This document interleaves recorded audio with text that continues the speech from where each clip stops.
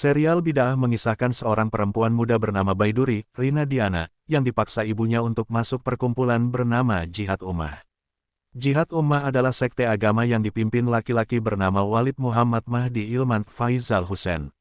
Ia membuat sekte itu dengan mengaku sebagai Imam Mahdi, juru selamat umat muslim pada akhir zaman. Seiring waktu berjalan, Baiduri menyadari berbagai praktik menyimpang Walid dan Jihad Ummah. Sebut saja pernikahan paksa, kepatuhan mutlak, hingga ritual-ritual penuh kontroversi. Eksistensi Jihad Ummah mulai terganggu ketika Hambali Fata Amin, anak salah satu orang kepercayaan Walid, pulang dari Yaman. Ia sadar ajaran yang dibawakan Walid menyimpang dari ajaran Islam. Hambali bersama Baiduri kemudian bekerja sama membongkar ajaran sesat Walid agar keluarga dan orang-orang di sekitarnya selamat dari praktik penyimpangan agama. Bid'ah diarahkan sutradara Pali Yahya dari naskah karya Irma Fatima. Serial yang mengusung genre religi itu terdiri dari 15 episode dengan durasi per episode sekitar 42 menit. Serial ini dibintangi Faizal Hussein, Fata Amin, Rina Diana, Marissa Yasmin, Fanida Imran, hingga Hasnul Rahmat. Viral pejamkan mata, bayangkan muka Walid. Bid'ah kemudian viral di media sosial setelah sang karakter utama, Walid Muhammad Mahdi Ilman, ramai dibicarakan netizen baik di kolom komentar berbagai unggahan hingga dijadikan parodi. Netizen menyebut nama karakter itu dalam kalimat yang mirip, yakni, pejamkan mata, bayangkan muka Walid.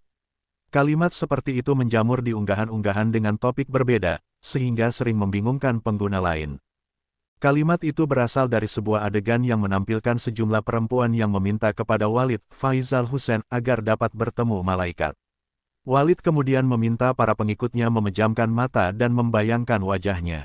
Kalimat itu lantas viral hingga disebut-sebut oleh netizen di kolom komentar. Ucapan Walid yang meminta supaya orang lain membayangkan wajahnya juga ramai dijadikan parodi oleh kreator konten. Beberapa akun pun mengolah ulang adegan itu menjadi meme dan video lucu yang tak kalah ramai dan menjadi sorotan.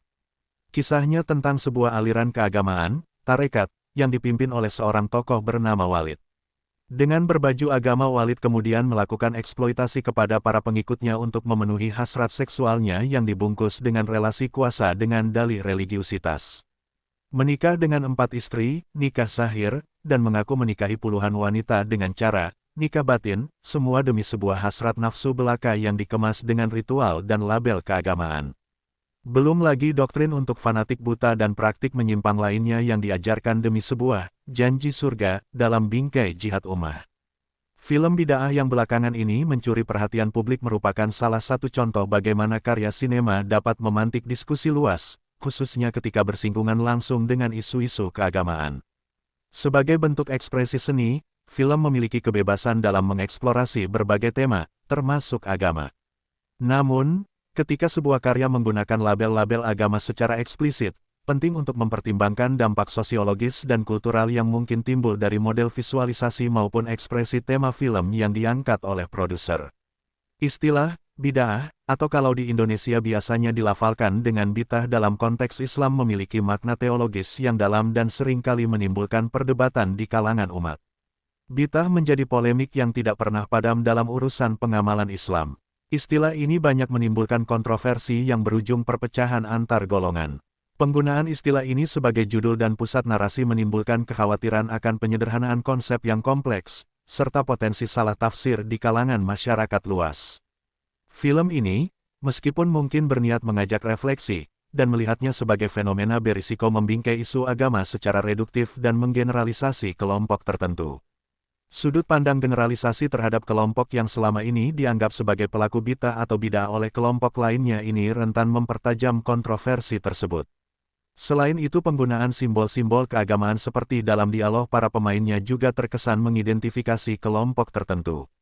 Ritual zikir, ungkapan kalimat thayyibah, ditambah dengan visualisasi pakaian dan aksesoris yang digunakan sangat identik dengan kelompok-kelompok keagamaan tertentu yang tentu saja tidak semua kelompok-kelompok keagamaan tersebut beraliran berfaham menyimpang sebagaimana digambarkan dalam film tersebut. Dari sudut pandang akademis, karya seni yang mengangkat tema agama seharusnya mampu menjaga keseimbangan antara kebebasan ekspresi dan tanggung jawab sosial. Ketika nilai-nilai agama digunakan sebagai daya tarik utama tanpa pembacaan yang mendalam dan kritis. ada kemungkinan terjadinya misrepresentasi yang justru memperkeruh pemahaman publik. Hal ini tidak hanya berdampak pada persepsi terhadap ajaran agama itu sendiri, tetapi juga terhadap relasi antar kelompok di masyarakat yang memiliki pandangan berbeda. Selain itu, dalam konteks budaya digital saat ini, film bidah juga dapat menimbulkan fenomena fear of missing out (FOMO) di kalangan penonton awam. Ketika sebuah karya menjadi viral dan ramai dibicarakan, banyak individu merasa terdorong untuk menonton bukan karena ketertarikan substantif, melainkan karena tekanan sosial dan rasa takut tertinggal akan isu dan tren ter-up-to-date.